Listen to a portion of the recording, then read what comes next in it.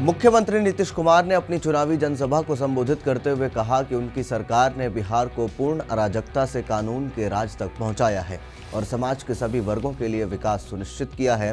उन्होंने कहा कि उनकी सरकार का ध्यान समावेशी विकास, महिला सशक्तिकरण, शिक्षा और रोजगार पर रहा है। नीतीश कुमार ने बताया कि मधेपुरा में उनकी सरकार ने लड़कों और लड़कियों के लिए मेडिकल और इंजीनियरिंग कॉलेज, पॉलिटेक्निक संस्थान, आईआईटी और नर्सिंग संस्थान खोले हैं। उन्होंने जोर देकर कहा कि राज्य महिलाओं को सशक्त बनाने के लिए प्रतिबद्ध है। उन्होंने बताया कि महिलाओं को अपना रोजगार शुरू करने में मदद के लिए उनके खाते में 10,000 रुपए की गैर वापसी योग्य राशि भेजी गई है। इसी के साथ मुख्यमंत्री ने कहा कि उनकी सरकार ने बिहार को उस राज्य में बदल दिया है जो कभी डर और कानून व्यवस्था की कमी से त्रस्त था। अब लोग स्वतंत्र रूप से घूमते हैं। उन्होंने कहा, लोग पहले खतरे और असुरक्षा में रहते थे और शाम के बाद घर से बाहर निकलने से बचते थे। अब स्थिति पूरी तरह बदल गई है। अब लोग अंधेरे के बाद भी स्वतंत्र रूप से घूमते हैं। अपने राजनीतिक विरोधियों पर कटाक्ष करते हुए नीतीश कुमार कहते हैं, पिछली सरकार ने बिहार को मझधार में छोड़ दिया था। उन्होंने 7 साल तक शासन किया और बाद में सत्ता अपनी पत्नी को सौंप दी। उन्होंने यह बात बिना किसी का नाम लिए कही। उन्होंने कहा कि 24 नवंबर 2005 को मुख्यमंत्री का पद संभालने के बाद स्थिति बदल गई है।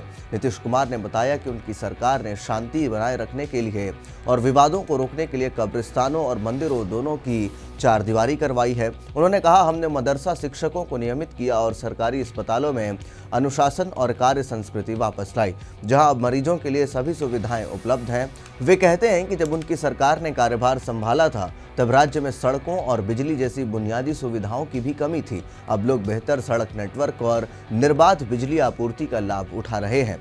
हमने पहले ही युवाओं को 10 लाख नौकरियां और इतने रोजगार के अवसर प्रदान किए हैं। इस आंकड़े को दोगुना करने का फैसला जल्द ही लिया जाएगा। नीतीश कुमार ये सब बात जो है वो मधेपुरा में अपने मन से कह रहे थे। मुख्यमंत्री कहते हैं कि उनकी सरकार घरेलू उपभोक्ताओं को सस्ती दरों पर बिजली उपलब्ध करा रही है और गरीब परिवारों के लिए मुफ्त इंस्टॉलेशन की सुविधा भी दे रही है। उन्होंने कहा, केंद्र सरकार ने बिहार के विकास के लिए पर्याप्त धन आवंटित किया है।